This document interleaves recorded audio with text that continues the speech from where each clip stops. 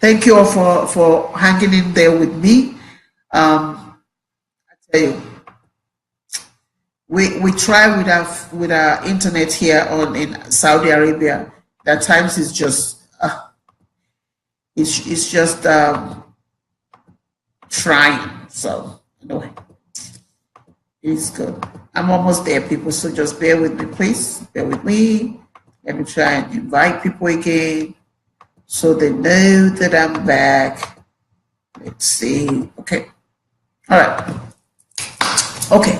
So for those who are new again that are coming in, my name is Dr. Princess Fumi Encock. People know me as your life strategist and your America's Global Vision Midwife. And what I do is I help you to get clarity in your vision and in your dreams. I'm an author, I'm a speaker, I'm a nurse practitioner by profession, and someone who loves the movie, who makes movie and also love movie. So thank you so much for joining me again. I was talking about an inspiration, a life hack, an inspiration from one major person that continually inspires me on a daily basis. Indruke, welcome. Louisa, welcome. And her name is, I'm talking about the very first female African president, in no other than Her Excellency Ellen Sirleaf Johnson. Welcome, Louisa. Something is going on with the internet, so I think I'm going to be brief with it so that I do not get shut down again. Kevin, I see you. Evelyn Jones, I see you. So I'm talking about learning persistence from the story of this woman, right? A lot of times when you are not careful, you forget the little victories that you have, and you're so focused. Hey, Ramona, thank you for coming back again. You're so focused on the big thing that you want God to do. You're so focused on, wow, I want this big business. I want this big car. I want this big house. I want this big, that big. And we forget the little victories that we have in life. And so for me tonight in Saudi Arabia, I'm choosing to remember Lusa, thank you for doing that. I'm choosing to remember those little victories, the fact that I'm able to even get up, right? The fact that I'm sitting up right now. I wanted to talk today about people who inspire us. And so as people come on, if you think that you want to get on the screen with me, that's fine. Just let me know so I can get you in and we can discuss it, and you can be on the camera with me and we can just share this. So I wanted to talk about people in our lives that inspire us. So let me do one more share and then I'll be ready to roll with what I want to share. Please, if you're able to share this link on your social media, I'll appreciate it. Anita, welcome. If you're able to share it, that would be great. If you think that you have something that you want to share on my screen, let me know so I can get you on. Rotimi, welcome. And then we can talk about this. Let's see now. AKT, Grassroot, from Matron. Let's see. Thank you so much for joining me. Rotimi, welcome. Welcome. Thank you. Just a few more shares and I will be on my way to discuss what I wanted to discuss. So hopefully the internet will be nice today. Our internet in Saudi Arabia has not been cooperative, so hopefully there will be a little bit of cooperation tonight before I get off and go sleep. Let's do this. Let's see. I hope you're all well. I hope all is well with you. I hope as the weekend for you in the US is drawing close, that you are resting in God Almighty. Our weekend began already here in Saudi Arabia. So today is our weekend. So thank God for it. Thank God. I can't believe I will be one of those that will be so grateful is the weekend. But I'm telling you, I'm so tapped out. So I am grateful. It's weekend out here in Saudi Arabia. If you have any questions, True Love, welcome. If you have any questions, please throw it out there. And I want to answer as many questions as I can tonight. Perhaps you have a question about Saudi Arabia, or you want to, Ramona, welcome, my dear, or you want to get on the calendar, you want to get on with me, right? Because last week, that was what I did. I was able to get some people on the screen. So if you want to get on the screen, just let me know that way I can get on the screen with you and we can discuss this. So thank you so much. My name is Dr. Princess Funmi Nkok. People know me as your life strategist, as well as America's #1 global vision midwife. Yeah, I dare to say that, And of course, I'm an author, I'm a speaker, I'm a nurse, mental health nurse professional, practitioner as a profession. I love the movies, I make the movies, and so I'm just grateful for what God is doing in my life. I might not be where I desire to be yet, and I say yet. Blessings from Indianapolis. Thank you for joining, Anita. I might not be where I want to be yet.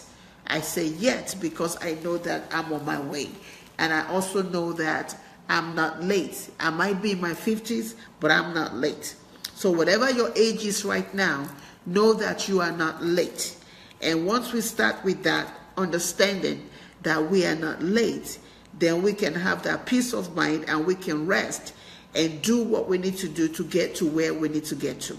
So I wanted us today to talk about the people that inspire us. So if you want to get on the camera with me, please let me know that you can get on the camera with me so that we can talk about it. Last week we talked about something significant and a lot of you got on the camera with me and I really enjoyed it. So today we're going to talk about those people that inspire us.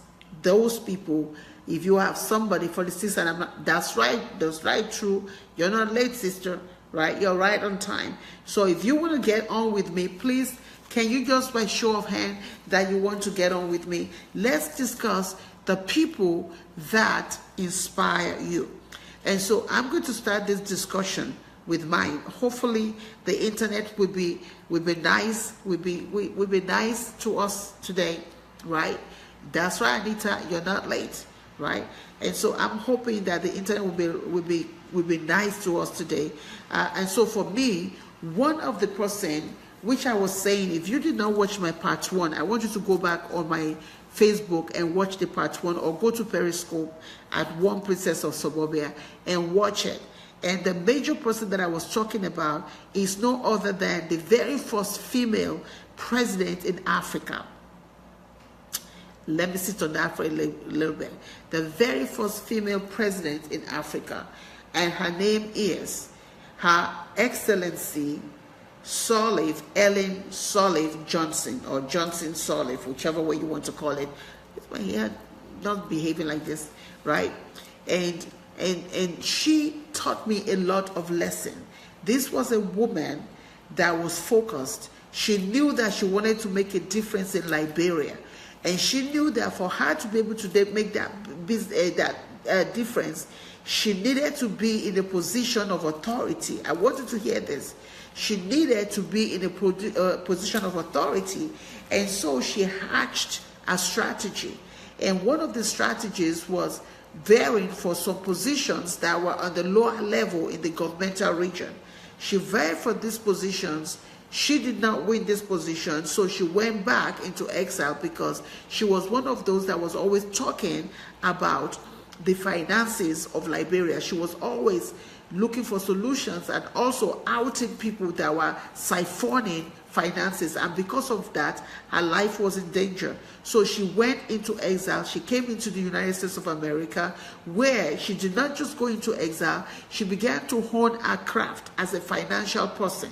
She began to join places like, I think, Citibank, and she was working out her skills.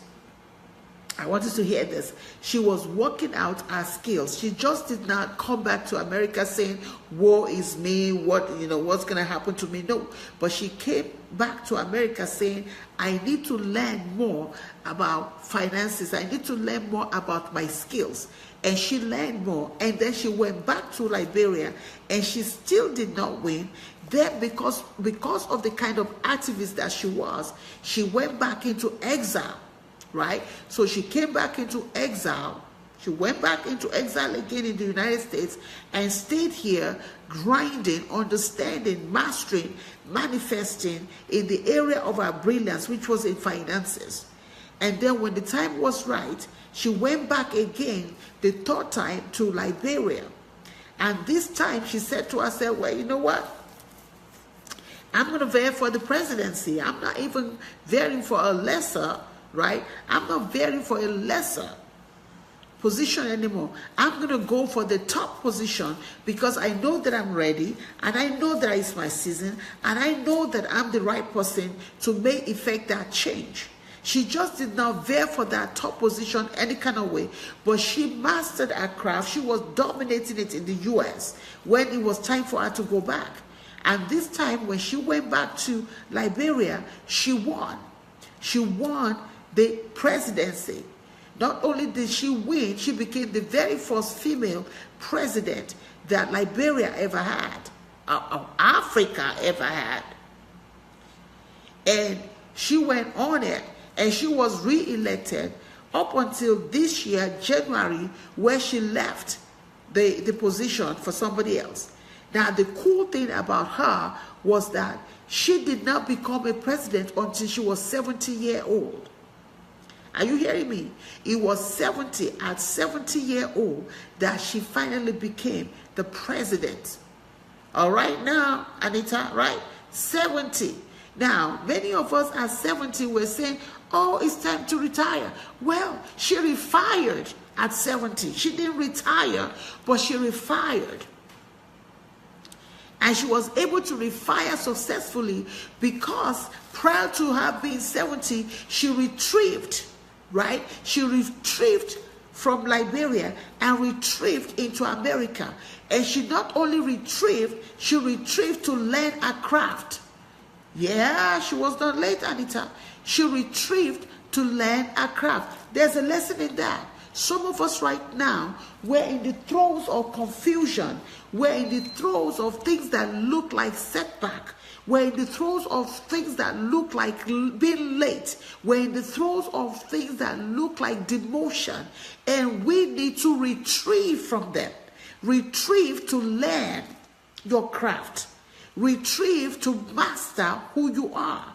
Retrieve to learn your brilliance. Retrieve to learn about the destination that you believe that God wants you to be. Retrieve. Because until you retrieve, you will not be able to refire successfully. But this woman retrieved. She did not think about the shame. She did not think about the guilt. She did not think about what anybody was saying about her. She was not, I bet so many people left her when she was retrieving, right? People, usually when people think that you're not succeeding, then they don't want to be a part of it. So many people, right? Many people, I'm sure there were so many people that left her at that time. But she was not focused on the people that left her. She was not focused, hey Mary, she was not focused on what people thought about her. She was not focused on that. She had a goal, and the goal was, I am going to make a difference in Liberia. Whatever it is, I'm going to make a difference with the finances of Liberia. She was focused on that. That is a lesson that I learned. That there is power when we focus. Oh, I'm teaching tonight. I'm teaching myself tonight, y'all. There is power when we focus. There is power when we're persistent. When we're persistent, when we're insistent, and we're resistance to what the enemy want to bring to us. There is power in that. She did not look at her own age and say, okay, I'm 70 years old now. I guess it's late for me, so it's never going to happen. So let me just go and find one little corner and resign in there and just live my life. She didn't do that. She didn't say because she's 70 years old, I guess I can never be a president now. It's never going to happen. She didn't think that. Age was the farthest thing from this broad's life.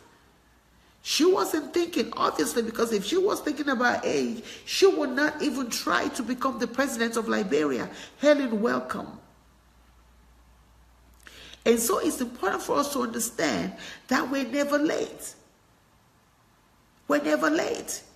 So we cannot allow people to define what we can and cannot do or be.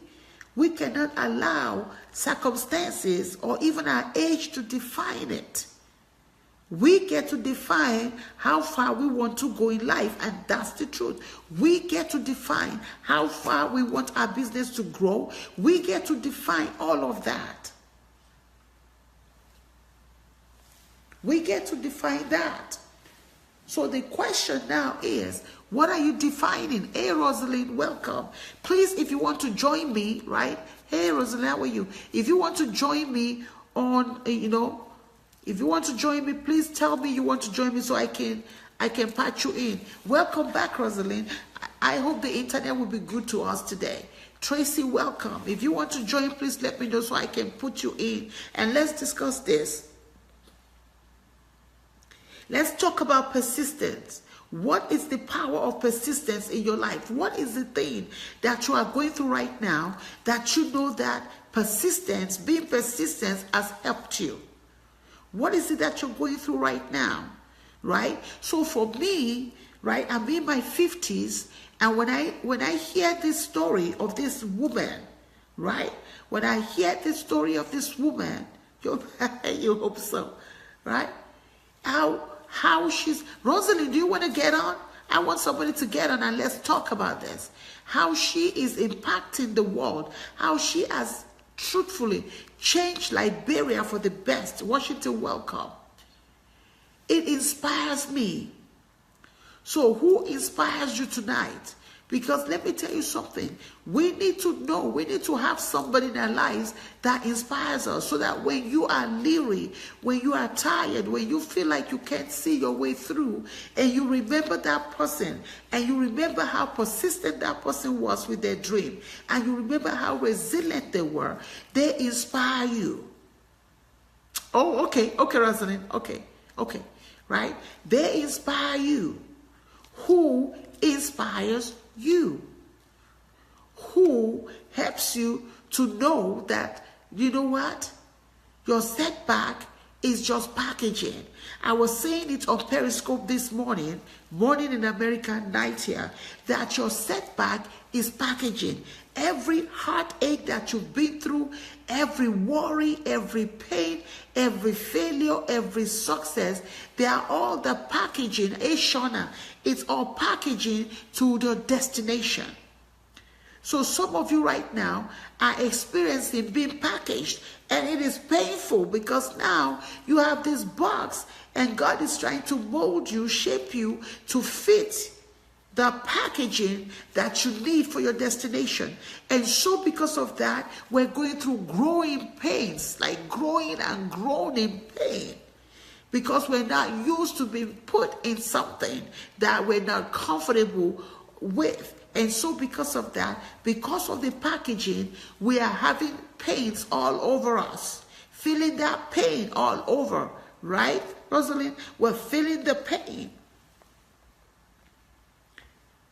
So whatever you're going through right now, understand, is part of the packaging.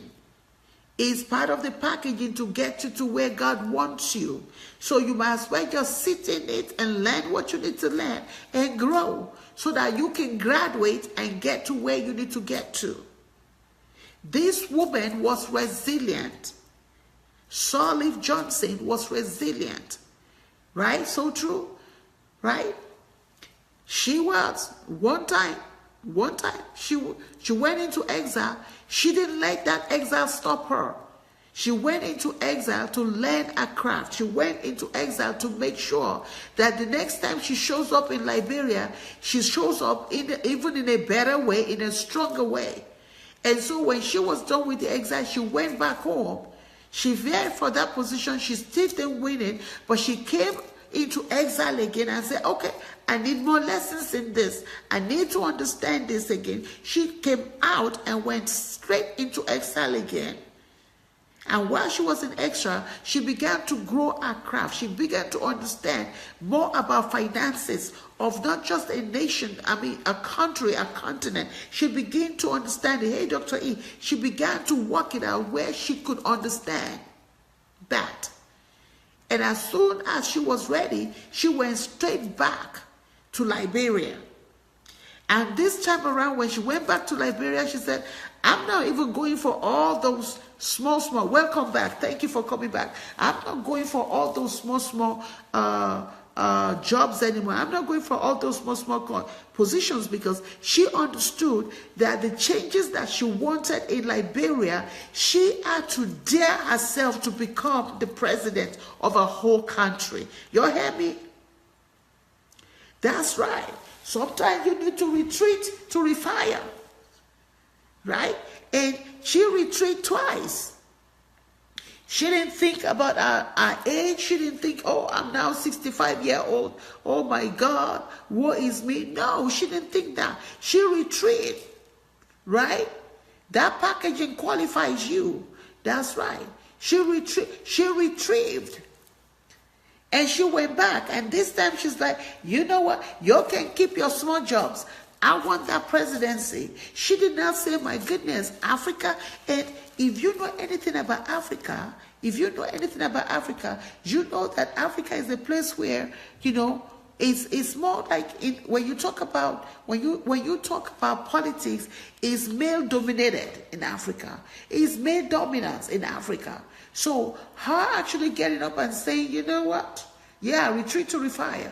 Her getting up and saying, okay, I'm going for the president. That was guts right there.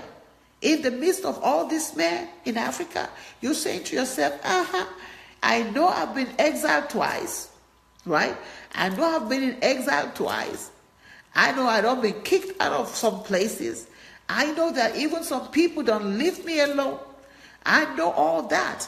Even at that, that's right. Politics is a beast. Even at that, that's right. There is power. Truth says there is power when we are focused. We get to define our lives. That's right. Right? So every time she retrieved, she defined. She spent that time redefining and learning her craft. She wanted to change the financial situation of Liberia. And because of that, she came back. She was working in Citibank. Leila, welcome. She was working in all of this financial institution to understand what it meant. Do you hear me? She worked to understand what it meant to run a financial organization other than a business, but she wanted to understand from a global perspective how to change the finances of a whole country. And so when she retrieved and she was in exile, Merlin, welcome. When she was in exile, she was learning all of this. She was not waiting on anybody. She was learning all of this. Mary, welcome. Leila, welcome. And so when she now went back the third time, isn't that something? She went back the third time, third time she went back. And this time she said, you can keep your small job because frankly, I don't want this small job anymore. Because now, the third time she now realized, this is what she realized. She realized that she had to be at the top level for her to do what she wanted to do. She could no longer veer for something lower. She couldn't, because she knows that as long as she had the lower position, somebody else up there would still be making the decision. And she cannot do much unless she was at the helm of it. Third time as a charm, that's right. And so she just said, okay, you all keep your little jobs, right? I have the president or I have nothing. And she went in. She understood, Dr. E said she understood her power. Bam. And when she went back, boy, she won as the very first female African. Now, that takes a lot of guts right there for a woman, particularly in Africa, to say, you know what? I'm there for the presidency and I don't care what anybody says. This is what I'm going to do because I need to make a change. Not only did they elect her, they re-elected her again. Y'all hear me? They re-elected her and re-elected her again. It was just this January 2018 that somebody else finally won. And now this time is a man that won this year, January 2018. Well, since 2006, I think, she's been the president since 2006. And since then, they even, I can be on Friday off work. Okay, cool. All right. So make sure that you're on when I'm on so that I can patch you on, Rosalind. Right? And so it's amazing the resilience that she had. She was a persistent person. She was resilient.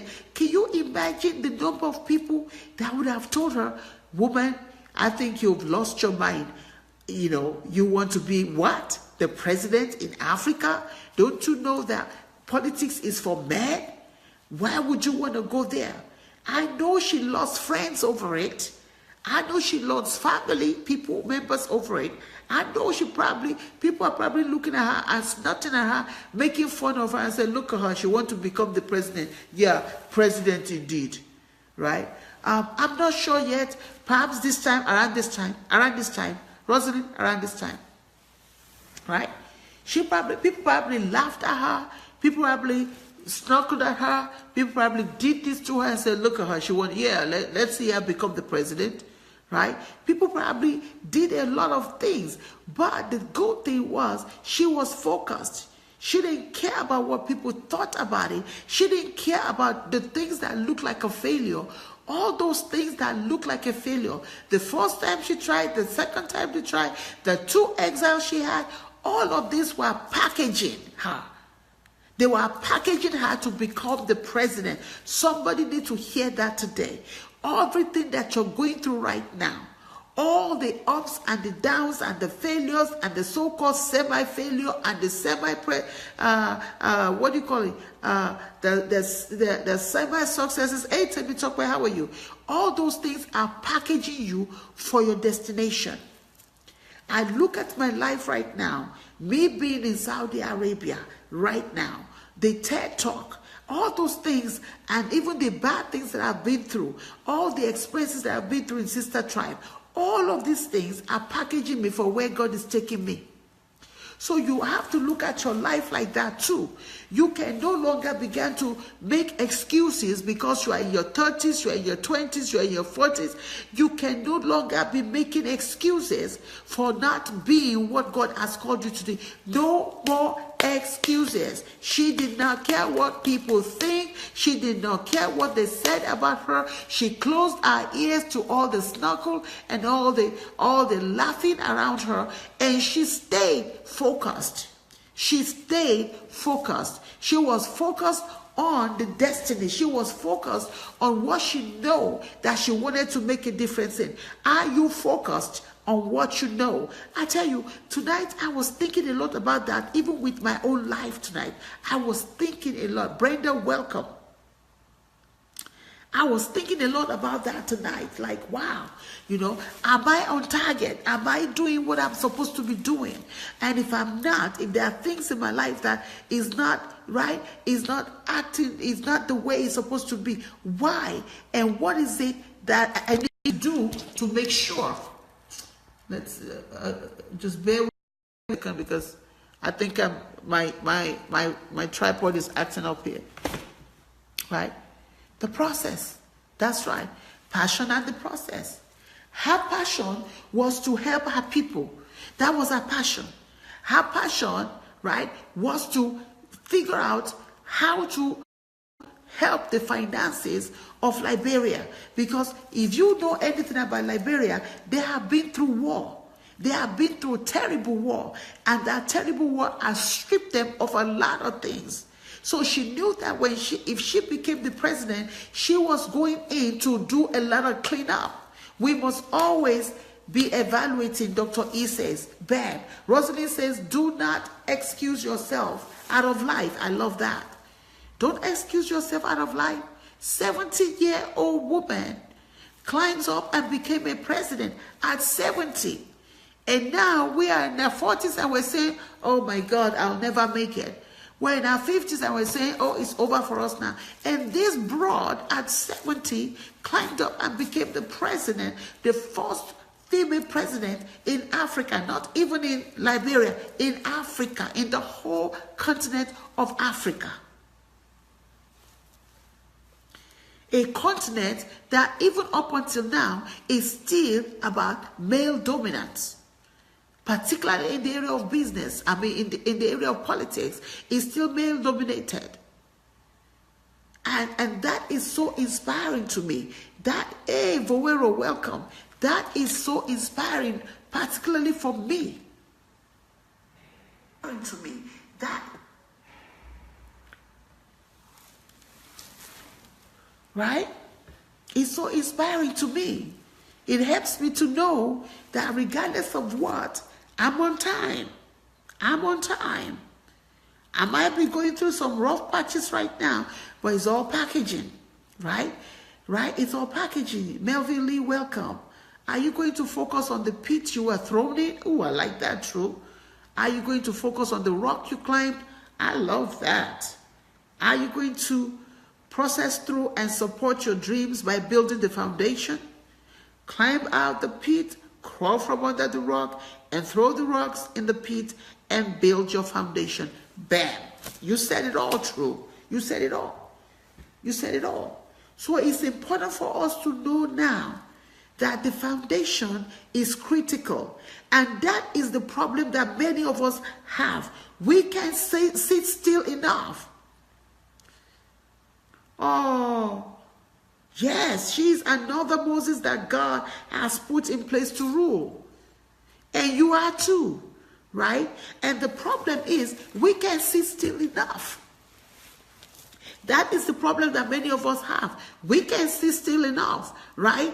The minute we start smelling a little bit of success, well, we can't sit still. We're on to something else.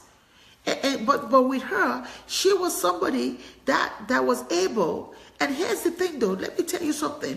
If she's somebody that burns bridges, she probably wouldn't have become the president either, because she did not become the president by herself, right? It was people that surrounded her, people that trusted her, that made her the president. So that even when she was in exile, she was still in communication with pivotal people. People, hear me tonight. You got to hear this and get this through your ears, that no man, no woman is an island. So when you're doing things and you're burning bridges, you're only hurting yourself. You hear me? You're hurting yourself when you're burning bridges. Because the same bridge that you're burning is the same bridge that you're probably going to climb to go out and get where you need to be. That same bridge that you burned last night may very well be the bridge that God was setting you up to climb to get to where you're going. But now you don't burn that bridge now. Now you can't go back to that bridge because you burned the bridge down. So be careful with burning bridges. Amen, Dr. E. Be very, very careful, because no matter how little the person you think the person is, no matter how insignificant you think the person is, she or he might be that bridge that you need to climb to get to the next level. Be very careful. That woman was still, because let me tell you something, even though she was in exile, if she was not still connected, she probably wouldn't have become a president, because people would not have known her. But she was still connected to the pulse of Liberia. She was in exile, but she was still connected to the pulse of Liberia. She was still in the background figuring out what was going on. She was still connected to the pivotal people in Liberia. She just did not say Liberia bye, right? Never welcome. Leila, Margaret, welcome. She just didn't say, oh, bye. No, she didn't do that. She was still connected so that when it was time for her to go back and possess the land, she had people around her. She had people, right? It might not be a lot of people, but the people that she had around her now had been carved out for her. Oh, this is good. Somebody needs to hear me. The people that surrounded her were carved out for her. Listening, Margaret? They were carved out so that there might not be a lot of people, but they were carved out for the journey. The people that was left with her, that she went back home to do what she needed to do, they were people that knew exactly what they needed to do with her, how they needed to help her to get to where she needed to get to. Even Jesus, true said, even Jesus was careful with his words of those who persecuted him and betrayed him. Bam. So that if you know that there's a destiny in your life, if you truly believe that God has called you to people, then don't burn bridges. Can I say that again? If you truly believe, unless God has called you to rocks, right, then you're fine. If God has called you to rocks, then just look at rocks and do what you need to do. But if you know that God has called you to people, to be a leader, do not burn bridges. Rosalie said, my mother used to say, do not burn the bridge behind you. You may need that bridge again. Bam. And so it's important as leaders to understand, yes, there's a season for everything in our life. There's a time for everything in our life.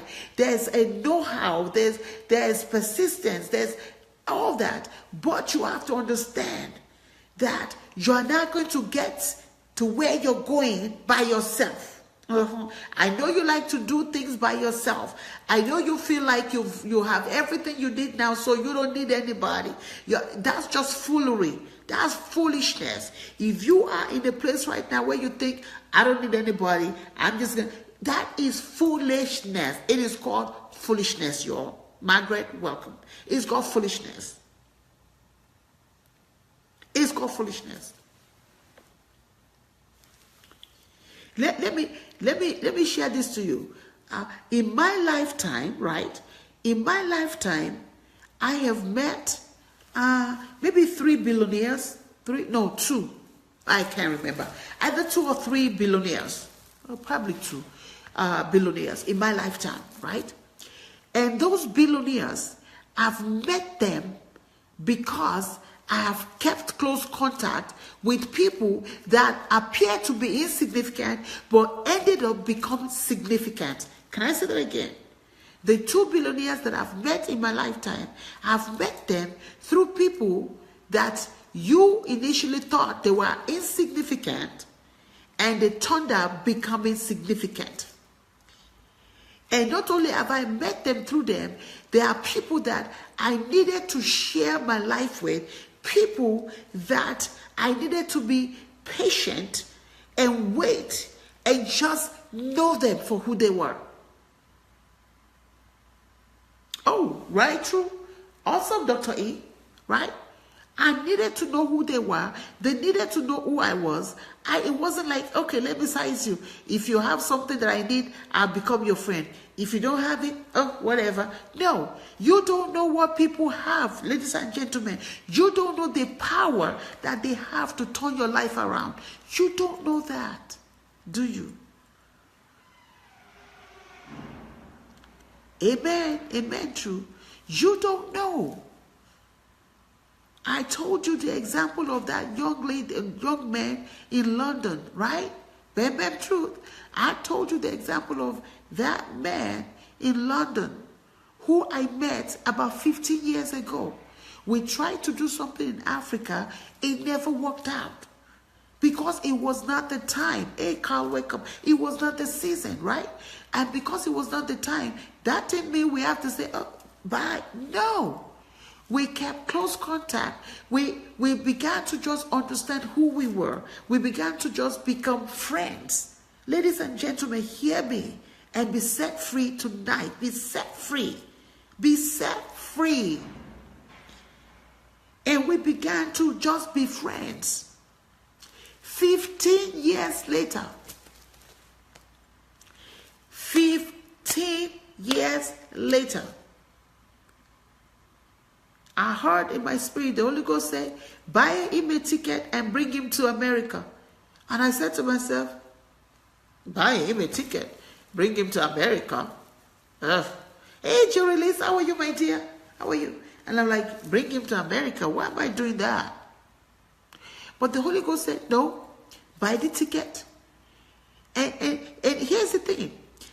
Hello, love. Buying the ticket was not because he couldn't afford it. He could afford it.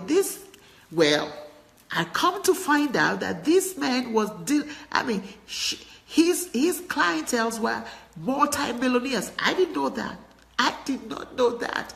His clients are multi-millionaires all over the world. He deals in trade. I didn't know that. I'm blessed and highly favored. Jorelis. We're still working on the editing pricing for you, so hold on, okay? I didn't know that he dealt in trade. He's one of those that dealt in stock markets, trade and all that. I didn't know that. I didn't know all that because we never talked about that. And when you look at him, he don't look like he's just a simple born-again Christian. You don't know what he has behind him. I did not know that. I did not know that his father and mother were count in Britain. in Britain, his parents are count. You understand what I'm talking? Count. A countess and a count. Yeah, in London. I didn't know that, but he never told me. He never shared it with me. For 15 years, he never shared it. We were just enjoying knowing each other. And so I followed what the Holy Ghost said, and I purchased the ticket and brought him to America. And after 15 years, for the first time, we met each other. He stayed in my home. We had a marvelous, it was just beautiful. He came on my Periscope. We did a lot of Periscope together. And a few days to when he was to return, he said, let me introduce you to somebody. And I said, oh, okay. Who is this person? He said, oh, just come, let me introduce you. And we get in the car, and it's not even far from my home. It was right behind my house. And we got on the gate, and the gate opened like a gate of Gibraltar. You opened. It was exactly the kind of dream I had had about where I was going to retire. It was just as if I was in my own home that I planned. That till the gates and everything, as we go in, we were driving through the hill, and I saw that massive house on top of the hill. Massive. We looked around, there were horses, there was parks in this compound, y'all.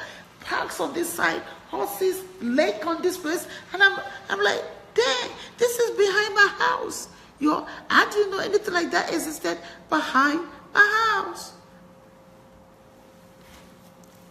And we got to the hill, and this wonderful man came out of the house, hugged me like he's known me before, took us into his house.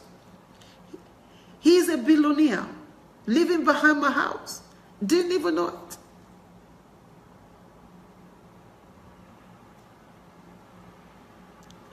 So imagine if I had said to myself 15 years ago, well, since we're not doing business together, since you don't have anything, I don't have anything in common with you, so I don't have time for this. Do you know what I would have lost? I would not have had the opportunity to meet this man who has now impacted a lot of wisdom into my life to let me understand, Princess, you can be a billionaire too. There are just some things you have to change about your process.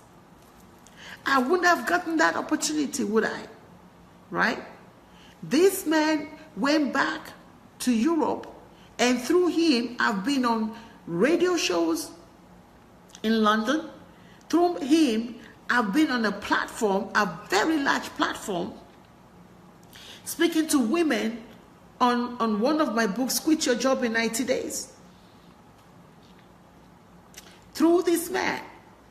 And even till now, this man is still looking for other opportunities in Europe for me, and is not being paid, and he's doing that. What if I burned that bridge and said, oh, I don't need you anymore now, so I'm fine? What if I burned that bridge? See, we don't know the plan, we don't know the full length of the plan of God for our lives. And the thing is one thing to say, God, do this for me. It's another to understand that he's going to do it the way that he knows is best for you. And it just might be that same person that you just asked out of your life might be the conduit that he wants to use. And so now you've asked that person out of your life. And so now you are out there struggling. You are out there trying to make things happen. And God is saying you're defiant. Go back to whence that come from. That's right. Go back to whence that come from. Because until you learn to be respectful, until you learn to appreciate the bridges that you burn, until you learn to rebuild that bridge, you ain't going nowhere, because that place that you want to go, you need that bridge. I don't know if that's happened to anybody. I'm just talking for myself right here. That's right. Lord, I give myself away. Wendy, welcome. Right? So that was one lesson for me, to be careful not to burn bridges. The second billionaire that I met was just recent in Nigeria, right? And many of you can go and read about her. Her name is Alakija. She's the #1 woman, right? She's the #1 woman.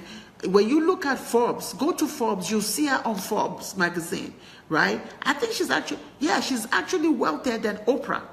This woman is the wealthiest in the continent, and she's wealthier than Oprah. So when you go to Forbes, look for Alakija, Alakiji.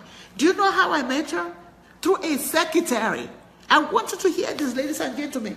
You be careful not to burn bridges. I met her. Okay, so this was this last year when I went home in September, August. Okay, so before I went home, I said to myself, I prayed over it, because I'm writing a book right now on lessons that I learned from billionaires, right? The book is going to come out possibly late this year.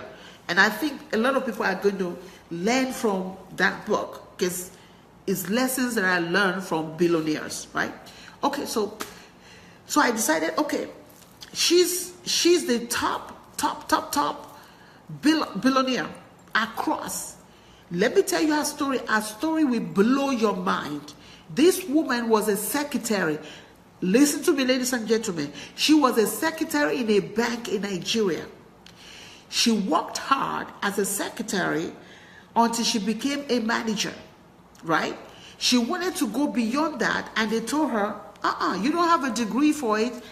You don't have a degree, and you're a woman, so you're going past that manager. So she said to herself, dang, I want to go beyond that. So what did she do? She decided to go. She quit the job. Listen to this. She quit the job and bank and went to London for 6 months. And she stayed in London for 6 months to learn how to sew. Ladies and gentlemen, hear this. Her name is Alakija. Go and read. She is so inspiring, right? So she goes to London for 6 months to learn how to sew. After she learned how to sew, she came back to Nigeria and began to sew. As she began to sew, there were people, leaders, that began to come to her shop, right? Before you knew it, the wives of the governor, the wives of commissioner, the wife of this, the wife of that, they found her and they began to use her. And that was all she did. She was sewing for them. So she has a fashion house. Till today, she has a fashion house in Nigeria. From the fashion house, ladies and gentlemen, she became somebody that now owns blocks of oil, not just in Nigeria, but other parts of Africa. She has ships on the sea that go all over the world, including America. You hear me? A woman. Now she's in her 70s, maybe late 60s or early 70s, I can't remember, right? And she did all this. So I'm saying to myself, okay, I need to meet this woman. I need to know more about her. So I sent my letter, right? I just typed this letter and I sent it into the office, and it's so difficult to get people like that. It's difficult to get them on the phone. It's just difficult, period. So I sent this little thing, and something in me said, well, just call. So I called, and this young lady, this lady picked up. And I began to talk to this lady. I began to talk to her, and I would call her back, and I would talk to her. Not in a condescending manner, just to get to know her, talk to her.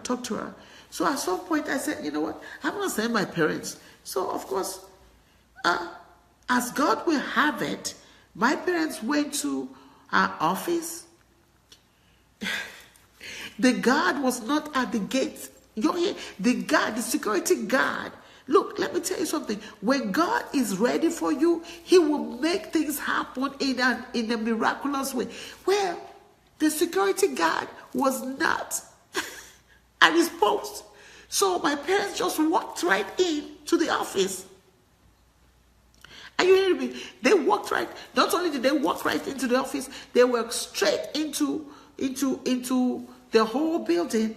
And as they walked straight into the whole building, guess who was coming out? It was that woman. It was that woman. I mean, what are the odds of that? Right? And so they beat. And this is what my parents said. My parents said, as soon as she saw them, she went straight on her knees. She bowed down and went straight on her knees and greeted my parents. And so my parents were telling her, well, we didn't see any guard out there, but our daughter want to see you. Our daughter want to interview you.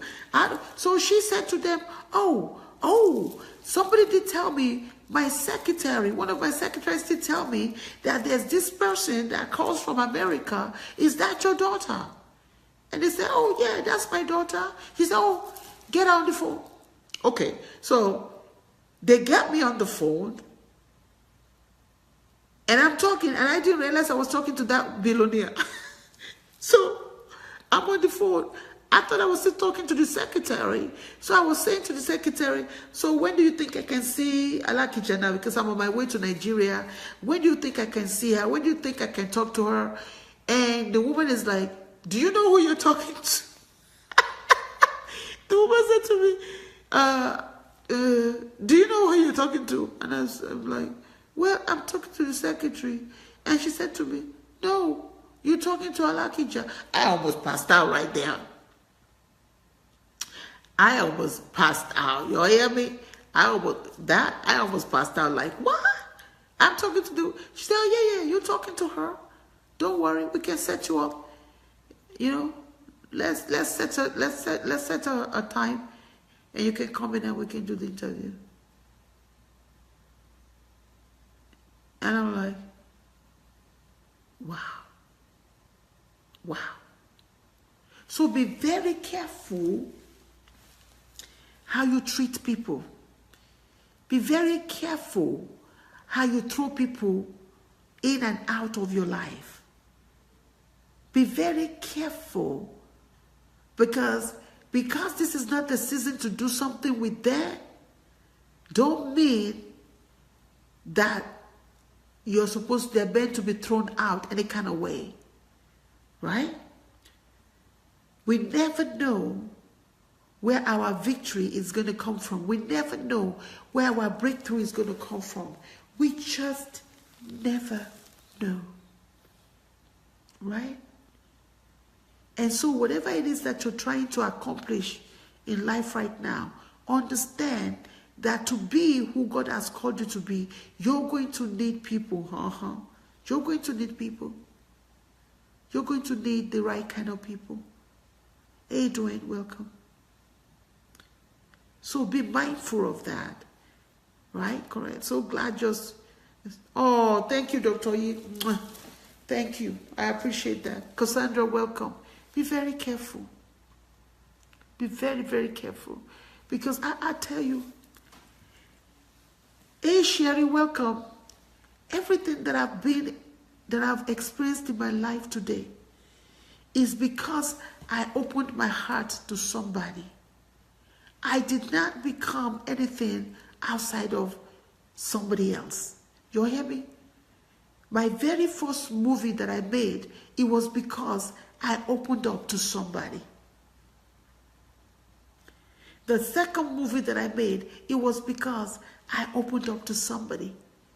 The awards that I've won, African Oscar, Indie Film Festival, accolade, all of these awards, Essence Woman, all of these awards, it was because I opened up to somebody. Hey, Mark, welcome.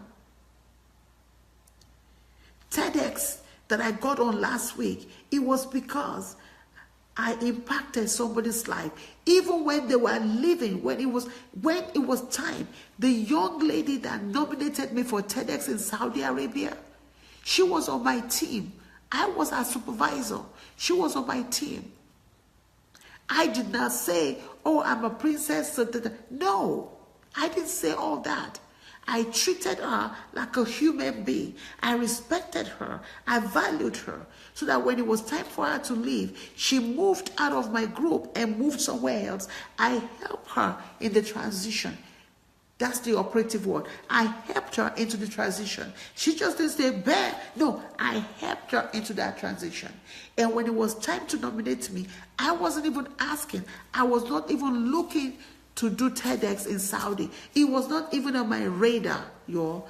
Rhonda, welcome. It was not, because I thought to myself, okay, I probably have to get back to the US for me to get on TEDx, because TEDx has always been on my bucket list, but I never thought Saudi Arabia, because I was like, okay, who's going to put me, a black woman, on TEDx in Saudi Arabia? That's my thinking right now. Like, oh, okay, I'm not even going to go there.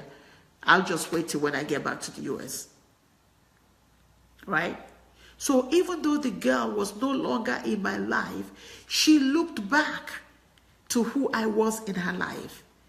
Are you looking back to those people that have actually touched your life? Are you looking back to say, you know what, you've touched my life, let me be a blessing to you? Are you doing that?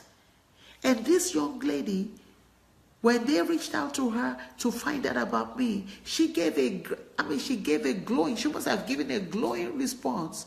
That the next day, they just sent me an email saying, we nominated you. You have been nominated.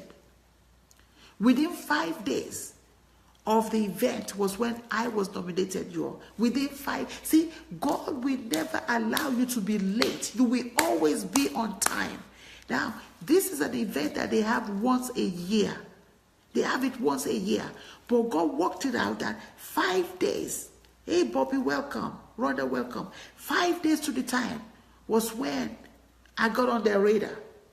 5 days to that time was when I got nominated. 5 days. Imagine if I had thrown that girl out of my life. Imagine if I had said, okay, you're no longer a part of my team now, so I don't want to have anything to do with you, so that's it. Imagine if, because she was no longer a part of my team now, I start to ill-treat her. Imagine if, because she was not a part of my team now, I start to disrespect her. Imagine if, because she was not a part of my team now, I say, alas, we don't have anything in common anymore. Bye. Imagine I had said that. Would I have had the experience of TEDx? No, I wouldn't have. And if they called her for nomination, she would have been like, no, I don't believe in that. Don't put that one on Saudi platform. So for them to put the very, very first African American on the platform is because there's a trust. There's a level of trust that when you get on that platform, you'll do the right thing. And the trust also came because there was somebody, right, Faten, who you are going to meet in the last weekend of this month. I'm going to interview her, right? There's somebody in their community that says, you know what, I trust her enough. You put her there and you'll never regret it. Be careful how you treat people and do not keep them for a season. Don't. I know that we always say everything is for a season, for a reason, for this. Yeah, because the relationship is for a season, don't necessarily mean that God wants you to kick them out. Let's get it right, let's get it straight so that we can be set free tonight and be made whole. So be careful. If you have any questions now, please throw it on the screen.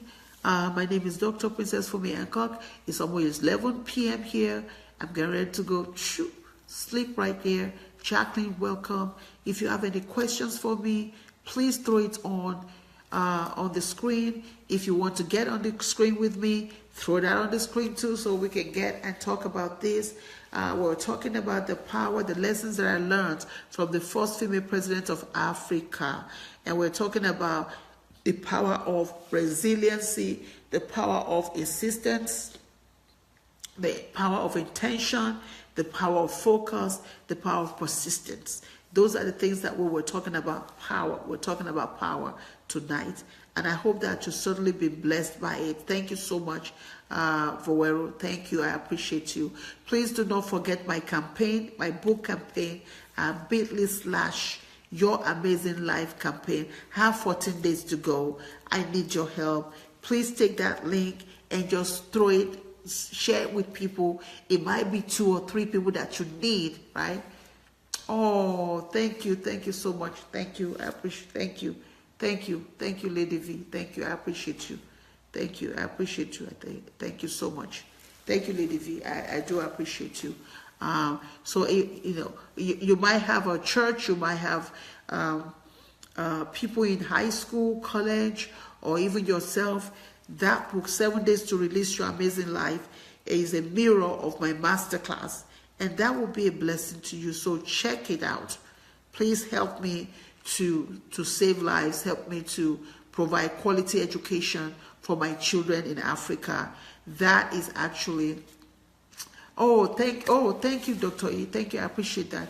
That will really help. I'm trying to push as much as I can so that I can raise a little bit of fund for my babies in Africa. I have 55 children right now. Well, I call them children, but they're my babies. What's your thermometer look like? What's your thermometer look like? Oh, wow. Is that a trick question, Dr. E? Is that a trick question? What's your thermometer look like? What does that mean, Dr. E? What does that mean? So I received this from the TEDx. They sent it to me from TEDx. Isn't that beautiful? Thank you, Lady V. See, I received this from TEDx. What an awesome experience! I received this from TEDx, and then one of the ladies that is in my team. Oh, thank you for sharing. One of the ladies that is in my team went to Lebanon. She's from Lebanon, and she went to Lebanon, and she brought me this. Isn't this beautiful? Look, this is so historical. How many more do you need? Oh, a lot, Dr. E. A lot. Oh, thank you, Lady V. Look. Right? So she brought this. This is very historical. So she brought that. I know my husband will like this a lot. At least I still need at least 100. Dr. E, I still need at least 100 to go, if not more. But if I get 100, I'm fine. If I get 100 more to what I have. And thank you so much, every one of you that have actually purchased the campaign. I really, really thank you so much. I'm going to put the link. Let's see now. I'm going to put the link in the box. Amazing Life campaign.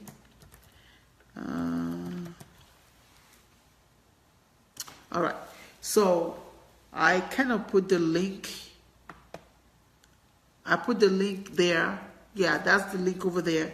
Please check it out and be a part of. Pick one, pick two up, and just support. So that would help me to do at least a little bit that I want to do this year for my babies in Africa. So thank you all so much for joining me tonight.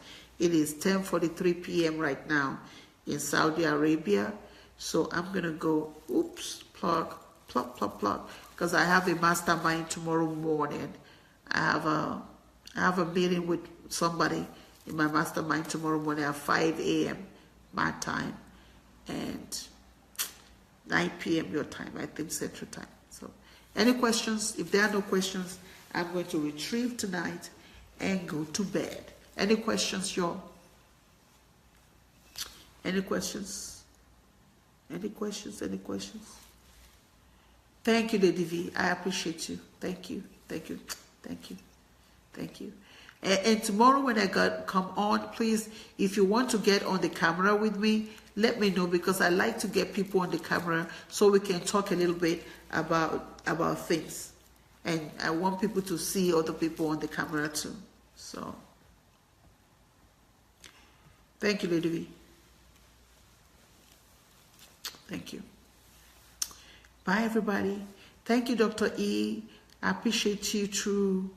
Let's see. Let me go down the line.